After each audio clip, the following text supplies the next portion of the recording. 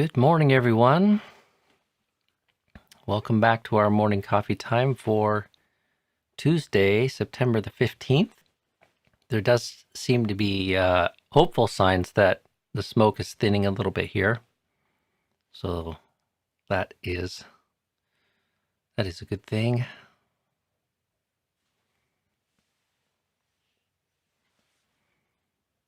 I had someone contact me recently who's interested to come join in our upcoming annual Woodchuckers Ball, which would be the only gathering on site here that we've had this year for people to come together and help with a little bit of the work in this particular instance, help moving and stacking firewood for a couple of winters. We have a truck and a trailer lined up, and we need many hands to make it light work. So if you are free from illness and free from any high risk of giving or catching COVID, then it would be nice to have up to 10 or 12 people is what we typically have. If we have that many coming on either the Saturday or the Sunday, we probably break people up into two groups to keep everything relatively safe. And we'll start at noon and go till 2 o'clock, although in previous years, we oftentimes get more than we need to get done sooner than that. And then there's a chance to have a cool glass of water or a warm glass of tea or coffee, depending on what the weather looks like that day. This will be the last weekend of September.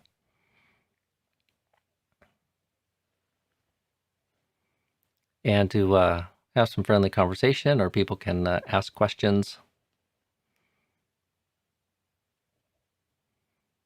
So I don't have the dates in front of me, but I believe it is on our website, pacifichermitage.org.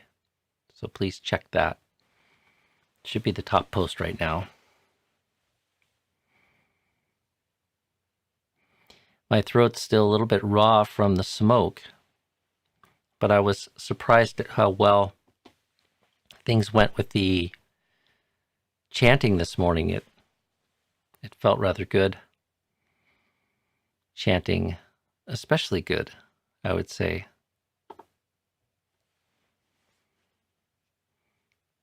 As I've mentioned before, oftentimes when I'm just meditating by myself in my hut, I don't do chanting. So the live stream and meeting together with Venerable Rakito in the morning gives the opportunity to do some chanting.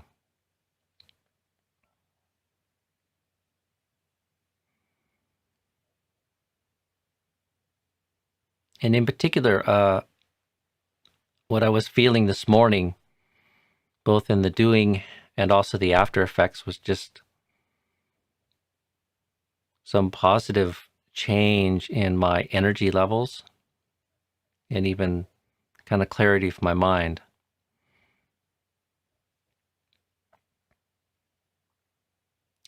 And chanting can be a really skillful way to prepare the mind for meditation, especially when one has some training and maybe has memorized the chant, so it's not too much of a chore, and one can really just focus on the vibration and the breathing and the sound, and if you're doing it in a group, connecting and harmonizing with others. We, for various reasons, are doing our chanting at the end of our morning meditation, but the typical pattern is to do chanting before we meditate in the monastery. Usually for about 15 or 20 minutes, but in Thailand, oftentimes for much longer, typically about an hour, both in the morning and in the evening time. And it has many benefits, both personal and social and devotional. But in particular, what I'm thinking of this morning is just the energetic benefit of doing 15 minutes or 20 minutes of devotional chanting. Both the physical energy that arouses and creates in the mind and the body, but also how it acts as a very nice preliminary exercise to start to arouse the kind of energy, the kind of focus and presence and preliminary concentration that can help lay the foundation for more subtle forms of efforting, more subtle forms of meditation.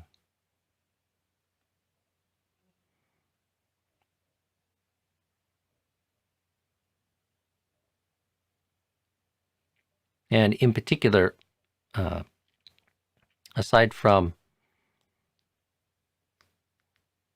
the energy, this engine of effective samadhi is the ability to lift the mind and hold the mind. These are the first two jhana factors of vitakka vichara, oftentimes translated initial and sustained thought, or applied and sustained thought. And as we know all too well, the mind is not so good at keeping track of what it wishes to or is supposed to be attending to.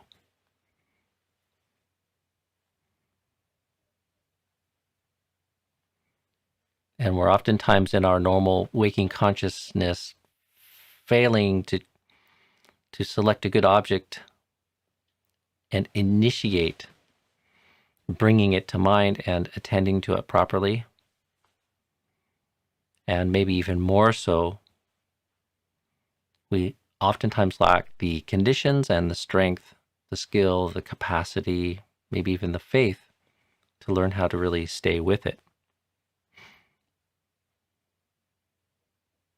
So one has the thought to develop loving kindness, or one has the thought to attend to the breath, and you sit down and you arouse mindfulness on the breath, and how long later is it before the mind is lost attending to something else? And very often,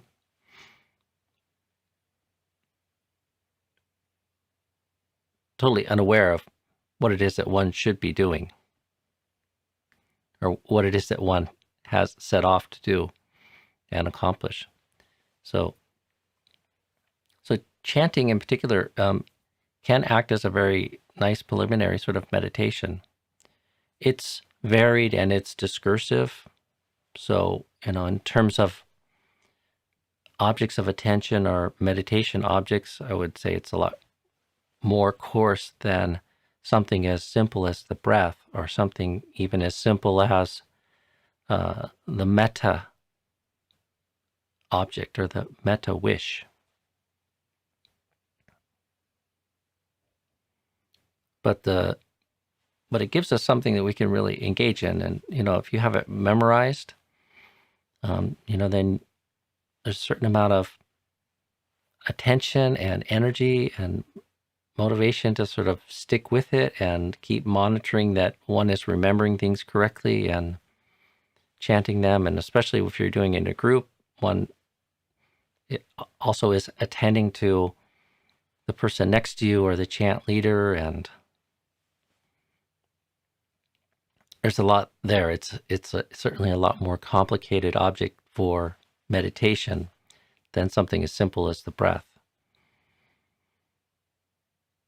But it's kind of nice. I mean, I used to look forward to meditation.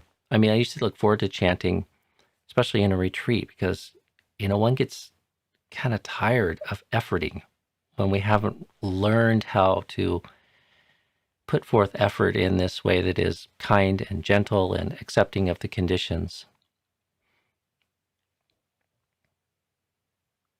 And when one is not yet skilled in efforting, then many, many hours of meditation leaves one weary of coming back to the breath. And I used to kind of really look forward to chanting. It's like, okay, yes, it's more discursive, but also it's something more social and communal, and I could put the book in front of me and just use my memorized capacity for the chant and just practice bringing up the words syllable by syllable and seeing how well I can stick with that and not get lost in distractions or lost thinking about anything outside of that direct experience of chanting.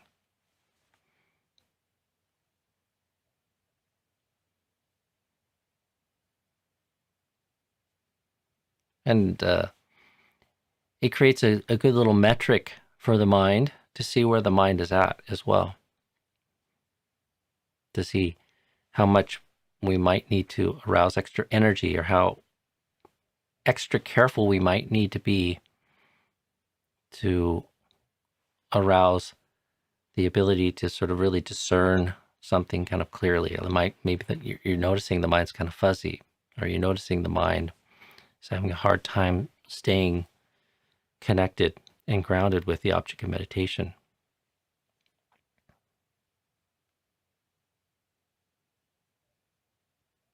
Which in this case is mindfulness of the chanting. So that can be a very nice preliminary. There are others as well that I oftentimes recommend people explore. They can be shorter meditations or reflections that are inspiring to one. They can be some of these nusatis that we've talked about before, like Buddha Nasati, Dhamma Nasati, Sangha Nasati, which might be a more formal way of recollecting the qualities of the Buddha, the Dhamma, and the Sangha. Could be something like the 5 reflections. Could be something like Metta Bhavana. Could be something like walking meditation.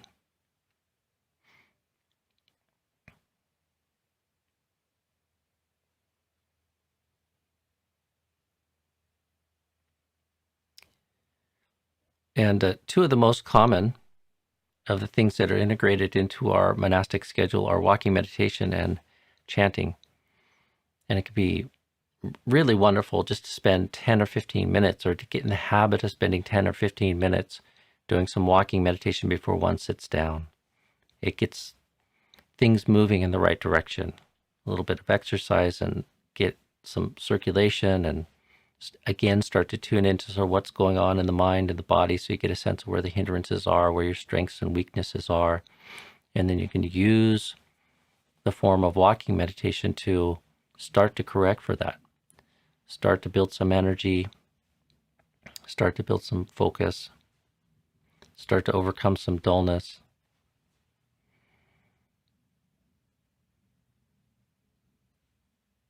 And I saw a question from Stan as we were getting the stream kind of going here, and maybe we'll just slide right into that. When the mind won't seem to settle down in meditation, general chatter with no strong emotional charge, which hindrance is this? Restlessness and worry, even if there's no worry? It's restlessness. And overcoming restlessness is probably one of the most difficult sort of challenges. Especially subtle restlessness affects our meditation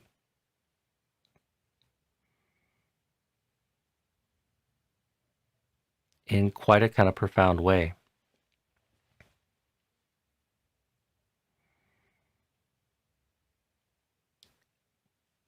And there are many things that one might do to overcome that stand, but one thing that just kind of comes to mind this morning, sort of reading that, is to stop meditating and go do some mindful movement, or go do some walking meditation.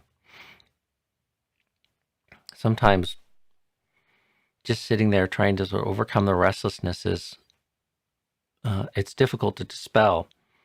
And the physicality of chanting or walking, as I've been talking about, sometimes can go a long ways to helping one then settle down. It's like you kind of pull back, you engage in something that's more coarse, but also you're engaging in something that's more physical. So chanting with full breathing can be very physical and yet focused. And walking meditation, we can engage with that in ways that also really help exercise the mind and body in a way that allow us then to come back and pick up seated meditation, and sometimes the restlessness will settle out. And changing postures sometimes even is just effective. It's really difficult just to work out in your mind sometimes. You'll be sitting there and you keep trying to adjust the effort or something, and the restlessness just keeps kind of going. And I'm not a huge fan of being overly wedded to some idea that you need to sit for a certain period of time. I think at some point we need to kind of graduate to dealing with the mind as it is, and especially for yourself, you've been meditating for many years. There's nothing wrong with just changing up, changing posture to sort of overcome a hindrance. So sometimes just standing up for a little bit, 5 minutes, doing some breathing, sitting back down, begin again. Sometimes there can be a shift in that. Going out, getting up, going out, doing 15 minutes or 30 minutes of walking meditation, coming back and beginning it again. You might see a change in the restlessness.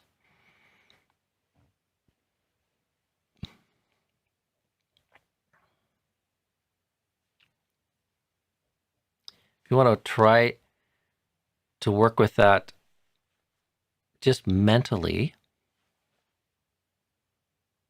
I think my number one recommendation would be try to increase the sense of joy and delight in experiencing the object of meditation.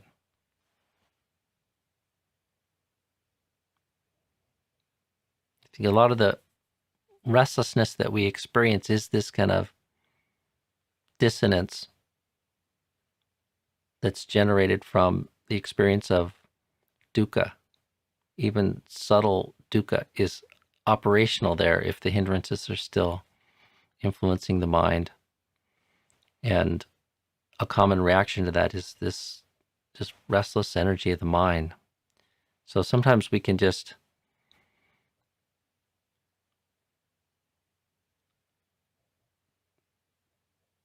encourage a little bit more joy and delight in the meditation object, and you'll see a change in that restlessness. So that's a more mental way to work with something like that.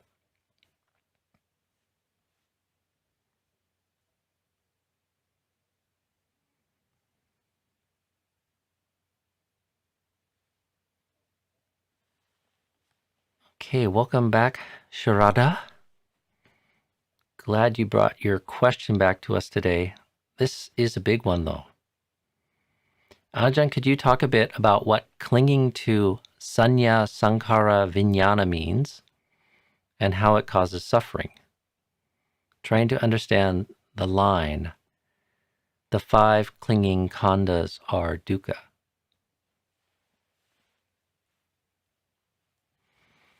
Well, I remember asking a question like this probably in the first couple months I entered the monastery in Thailand. once a day we would have an early evening cup of tea or coffee in the ground floor of Lumpur Pasano's meditation hut where he lived. And one day I was there, and I probably hadn't been in the monastery more than a few weeks, maybe 2 months. And I was puzzling over the 5 khandhas.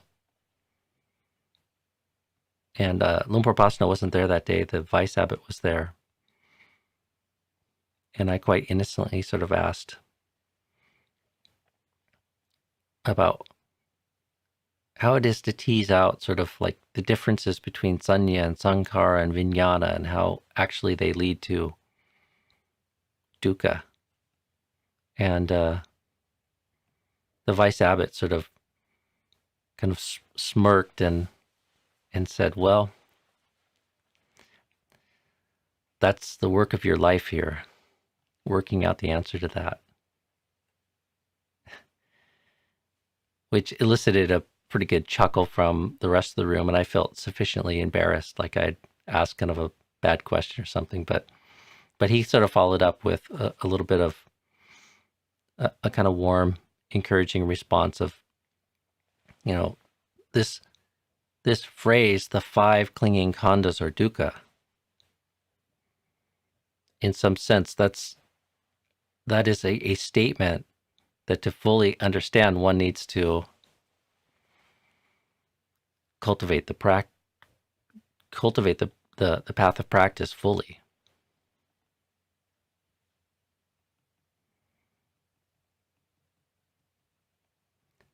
So this is your life's work as well. This is all of our life's work. If we're students of the Buddha and really want to understand what he means by this word dukkha. Now, the 5 khandhas, and the way I contemplate and conceive of it in the Buddhist teaching, is often used as a shorthand model to sort of examine dukkha in the whole. And you see this in the Dhammacakkappavattana Sutta, the very first of the 3 cardinal sutras. A section in there where it's going through in the first noble truth, defining various forms of pain or dukkha.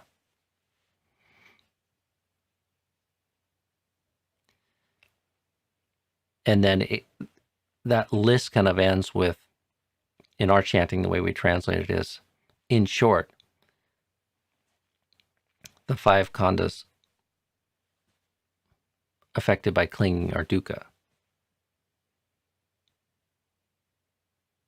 So how it is that we understand and relate to the experience of mind and body, which is further broken down into form, feeling, perception, mental formations, and consciousness.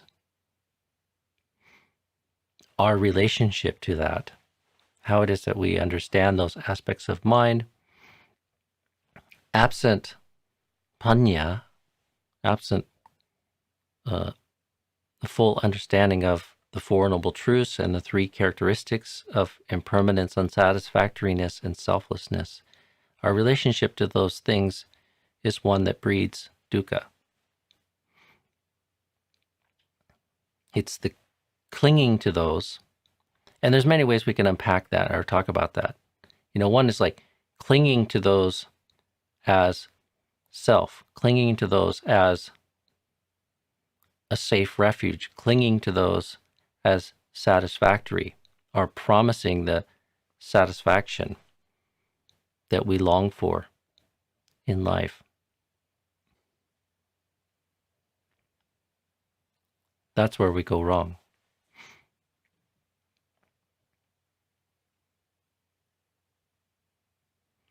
And especially when we start looking and starting to get a little bit of an understanding of how it is that we practice selfing, or how we keep returning to and framing our experience through the lens of selves and selfing. It's in these different aspects of the khandhas that we often find ourselves clinging to. The various conceptions of who we are and who we're not, who we want to be, who we don't want to be. And that process and habit of identification plays a critical kind of role in the generation of tanha, the desire that leads to dukkha. So like in the Anatta Sutta, we're identified and clinging to body as self. Why? Well, we long for satisfaction. We long for completeness. We long for peace. And the common misguided notion is that this body is self. And there's some desire for the body to be other than it is.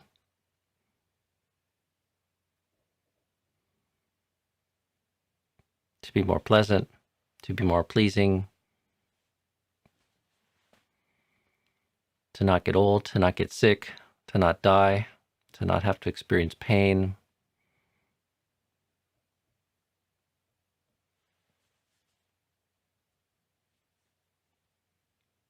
And your question, Sarada, you're talking about three of the aspects that are mentality: Sanya, Sankara, Vijnana.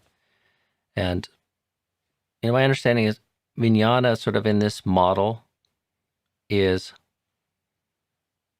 more the faculty that's supporting kind of consciousness.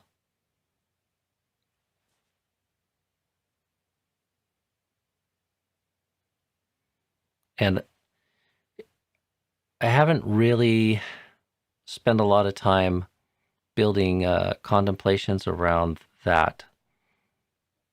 Most of the teachings that speak to me in the suttas when talking about consciousness are really just about the faculty of consciousness that arises with the sense faculty and the objects of the senses. And absent wisdom and liable to avijja tanha, we end up again in relationship to the conscious experience in a way that generates dukkha. We're craving for various consciousnesses and we fear other conscious experiences.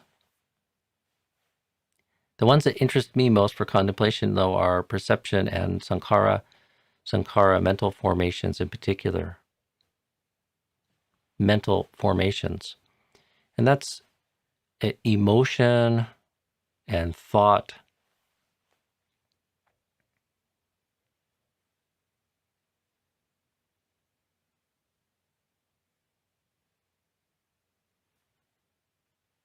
And our relationship to emotion and thought in particular, trying to find satisfaction in those things, taking those things as more durable and true than they really are or can be. Not just seeing them, failing to see them as selfless, as ephemeral, as not sure, and as unsatisfactory. Gets us into a whole lot of trouble.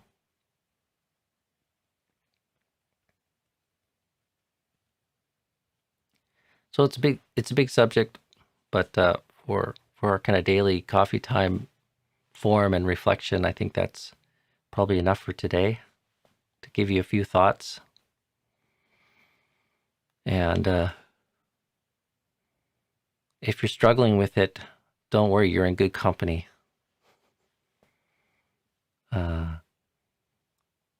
in some sense, it's not just your life's work, it's all of our life's work to really understand that saying in the most satisfactory and complete way. The 5 khandhas affected by clinging are dukkha.